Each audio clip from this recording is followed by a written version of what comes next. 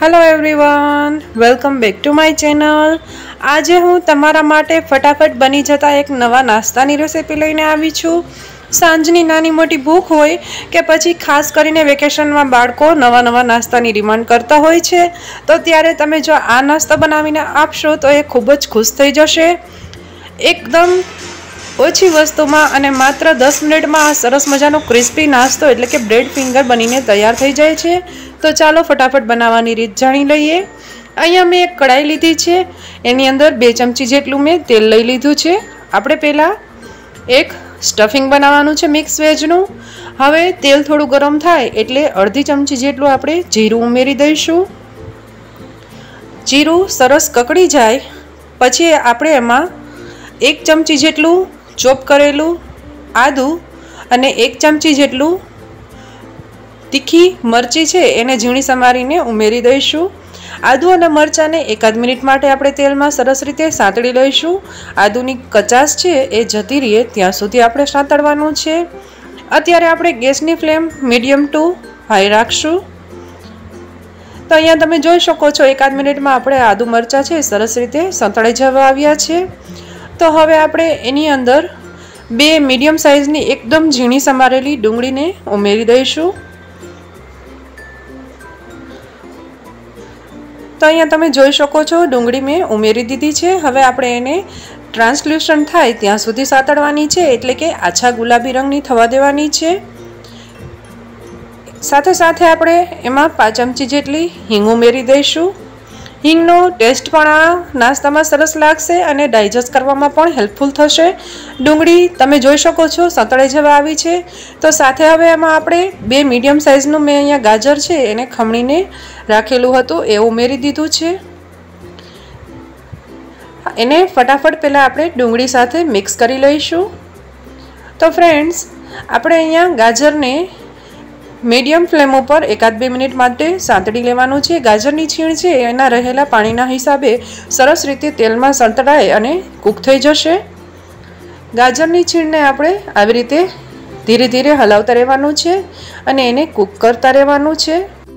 तो अहींया तमे फ्रेंड्स जोई शको छो गाजरनी अंदर जे मोइस्चर रहेલું હોય पाणीनो भाग एमां ज आपणे आ गाजर छे सरस रीते कूक थई रह्યું છે અને ગાજરના છીણનો કલર પહેલાં કરતાં ચેન્જ થઈ ગયો છે। અહીંયા તમે ઈચ્છો તો ફ્લાવરને એકદમ ઝીણું ખમણીને અથવા તો કોબીજને પણ ખમણીને ઉમેરી શકો છો। ગાજર થોડું કૂક થઈ જાય એટલે આમાં આપણે અડધા નંગ જેટલું કેપ્સિકમ બારીક સમારી અને ઉમેરી દઈશું। એને પણ આપણે અડધી મિનિટ માટે સાતળી લેવાનું છે। હવે ગેસની ફ્લેમ એકદમ લો કરી દઈશું અને મસાલા કરી લઈશું। મસાલામાં અહીંયા મેં 1 ચમચી જેટલું મીઠું ઉમેરી દીધું છે, 5 ચમચી જેટલી હળદર, તીખાસ માટે આપણે લીલી મરચી ઉમેરેલી। અહીંયા કલર માટે 1 ચમચી જેટલું કાશ્મીરી લાલ મરચું પાવડર મેં ઉમેરી દીધો છે, 1 ચમચી જેટલું ધાણા જીરું પાવડર ઉમેરી દીધો છે। फटाफट पहला आ बधुं मिक्स करी लईशुं। हवे एमां अर्धी चमची जेटला चिली फ्लेक्स अने अर्धी चमची जेटलुं पीज़ा सीजनिंग उमेरी दईशुं। अहींया मिक्स हर्ब्स पण उमेरी शको छो अने इटालियन सीजनिंग होय तो ए पण उमेरी शको छो। अने 5 चमची जेटलो गरम मसालो पण मैं उमेरी दीधो छे ने आ बधुं सरस रीते आपणे मिक्स करी लेवानुं छे। अहींया मसालो जो तमने ચોટતો હોય એવું લાગે તો 1 ચમચી પાણી ઉમેરી દેવાનું। હવે ફ્રેન્ડ્સ અહીંયા મેં 3 મીડિયમ સાઇઝના બટેકા અગાઉ મીઠું ઉમેરી બાફી લીધા હતા અને એને તમે જોઈ શકો છો આવી રીતે ગ્રેટરથી સરસ રીતે ખમણી અને પછી મેં ઉમેરી લીધા છે। બટેટાને અહીંયા આપણે મેશ નથી કરવાના હાથેથી, બને ત્યાં સુધી એને આપણે આવી રીતે ખમણીની મદદથી સરસ રીતે ખમણી અને પછી જ ઉમેરવાના છે જેથી કોઈ પણ લમ્સ ન રહે અને મિશ્રણ છે એ સરસ રીતે મિક્સ થઈ જાય। અહીંયા તમે જોઈ શકો છો આપણે જે મસાલાનું ગાજરનું મિશ્રણ હતું એની સાથે બટેકા છે સરસ રીતે મિક્સ થઈ ગયા છે।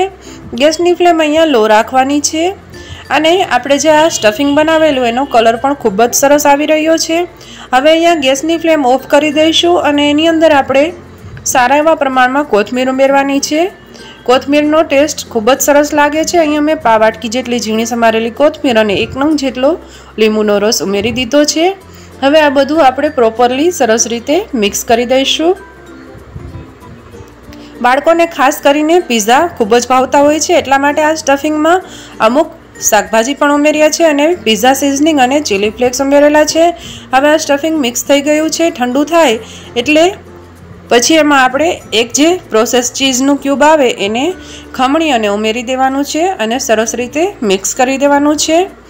ખાસ કરીને ધ્યાન રાખવાનું, આ સ્ટફિંગ ઠંડુ થાય પછી આપણે ચીઝ ક્યુબ ખમણીને ઉમેરવાનું છે. હવે આપણે બીજી પ્રિપરેશન કરી લઈએ. એના માટે મેં અહીંયા એક બાઉલમાં 5 કપ જેટલો મેંદો લઈ લીધો છે. હવે એના અંદર આપણે સિઝનિંગ કરીશું, જેમાં મેં 5 ચમચી મીઠું ઉમેરી દીધું છે. 5 ચમચી જેટલા આપણે પિઝા સિઝનિંગ ઉમેરી દઈશું અને સાથે સાથે આપણે એમાં થોડુંક તીખાસ માટે 5 ચમચી જેટલા ચીલી ફ્લેક્સ પણ ઉમેરી દઈશું. હવે આ બધું આપણે પહેલાં એકવાર ડ્રાય મિશ્રણ છે એને કાંટા ચમચીની મદદથી સરસ રીતે મિક્સ કરી લેવાનું છે, જેથી જે આપણે આ મસાલા ઉમેર્યા એ લોટમાં સરસ રીતે મિક્સ થઈ જાય. અને પછી આપણે આમાં થોડું થોડું પાણી ઉમેરતા જઈ અને એક લિક્વિડી મિશ્રણ બનાવવાનું છે. અહીંયા તમે વિસ્કર અથવા તો કાંટા ચમચીની મદદથી આ મિશ્રણ રેડી કરી શકો છો. તો તમે જોઈ શકો છો અહીંયા લમ્પ્સ ફ્રી મેં બેટર છે બનાવીને રેડી કરી લીધું છે. એકદમ રની કન્સિસ્ટન્સી હોય એટલે કે એકદમ પતલું બેટર બનાવવાનું છે. ચમચીને કોટ થાય એટલું રાખવાની છે એની કન્સિસ્ટન્સી. અને બીજી પ્રિપરેશનમાં અહીંયા મેં બ્રેડ ક્રમ્સ લઈ લીધા છે અને હવે આપણે આ નાસ્તો બનાવવા માટે જરૂર પડશે બ્રેડ સ્લાઇસની. અહીંયા મેં 5 નંગ જેટલી બ્રેડની સ્લાઇસ લઈ લીધી છે. અહીંયા બ્રેડની સ્લાઇસને લઈ એના ઉપર આપણે કોથમીર ફુદીનાની જે આપણે ગ્રીન ચટણી બનાવતા હોઈએ એ મેં લગાવી લીધી છે. એના ઉપર આપણું તૈયાર કરેલું સરસ મજાનું ટેમ્પટિંગ અને ચીઝી સ્ટફિંગ છે એ લગાવી દઈશું. ફ્રેન્ડ્સ, આજે આપણે આ નવો નાસ્તો બ્રેડમાંથી બનાવીશું, જેનું નામ છે બ્રેડ ફિંગર્સ.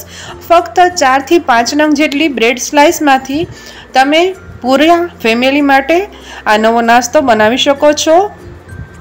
ઘણીવાર આપણે સેન્ડવિચ બનાવતા હોઈએ કે બ્રેડ પકોડા, તો બ્રેડ સ્લાઇસ વધી હોય તો પણ તમે આ નાસ્તો બનાવી શકો છો. આ નાસ્તો ફટાફટ બની જાય છે અને બાળકોથી લઈને મોટેરાઓ બધાને ખૂબ જ પસંદ આવે છે. બ્રેડની સ્લાઇસ ઉપર આપણે તૈયાર કરેલું સ્ટફિંગ લગાવી દીધા પછી એને સરખી 3 સ્લાઇસમાં મેં કટ કરી લીધું છે. તો આવી રીતે બધી બ્રેડની સ્લાઇસને આપણે રેડી કરી લઈશું.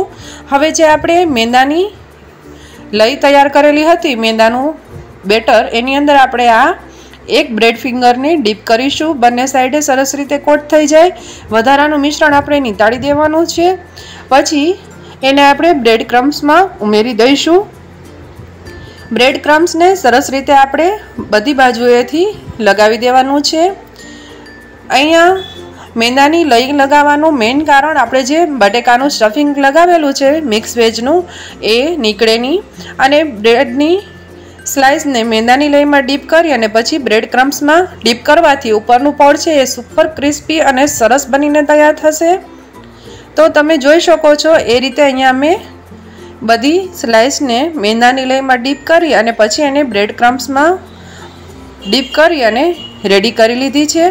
તો ફ્રેન્ડ્સ, આ જ રીતે આપણે બધા બ્રેડ ફિંગર છે એ બનાવીને રેડી કરી લેવાના છે.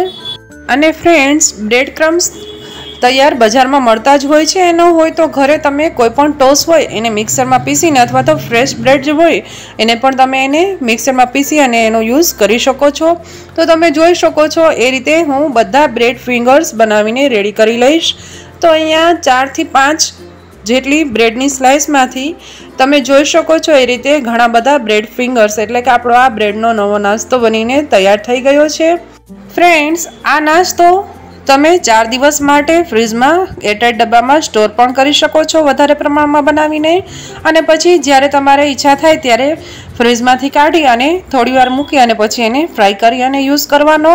અત્યારે મેં એને અડધો કલાક માટે ફ્રીજમાં રાખી મૂકેલો હતો અને અહીંયા મેં તેલને મીડિયમ ગરમ કરી લીધું છે. અત્યારે ગેસની ફ્લેમ મીડિયમ ટુ હાઈ કરી લઈશું અને આપણે આ તૈયાર કરેલા બ્રેડ ફિંગર એની અંદર ઉમેરી દઈશું. એના ઉપર આવી રીતે ચમચા કે જારાની મદદથી તેલ રેડતા રહેવાનું છે. આપણે પહેલાં પલટાવવાની ઉતાવળ નથી કરવાની. ગેસની ફ્લેમ અહીંયા મીડિયમ ટુ હાઈ રાખશું, જેથી આપણા બ્રેડ ફિંગર્સ છે એ ઓઇલ એબ્સોર્બ ન કરે. તો ફ્રેન્ડ્સ તમે જોઈ શકો છો સરસ ગોલ્ડન કલરના આપણા બ્રેડ ફિંગર બનીને રેડી થઈ રહ્યા છે। આ જ રીતે હું બધા બ્રેડ ફિંગર બનાવીને રેડી કરી લઈશ। તો ફ્રેન્ડ્સ આપણા બ્રેડ ફિંગર બનીને રેડી થઈ ગયા છે। જોતા જ એકદમ મોઢામાં પાણી આવી જાય એવા અને સરસ મજાના ટેમ્પટિંગ અને ડિલિશિયસ એવો આપણા નવો નાસ્તો બ્રેડનો એટલે કે બ્રેડ ફિંગર બનીને રેડી થઈ ગયા છે। તો આ વેકેશનમાં તમે પણ ચોક્કસથી એકવાર બાળકોને આ નાસ્તો બનાવીને ખવડાવજો। મારી ગેરંટી છે નાનાથી લઈને મોટેરાઓ બધાને આ નાસ્તો ખૂબ જ પસંદ આવશે અને ફટાફટ 10 મિનિટમાં બની જાય છે અને સુપર ક્રિસ્પી બનીને તૈયાર થાય છે।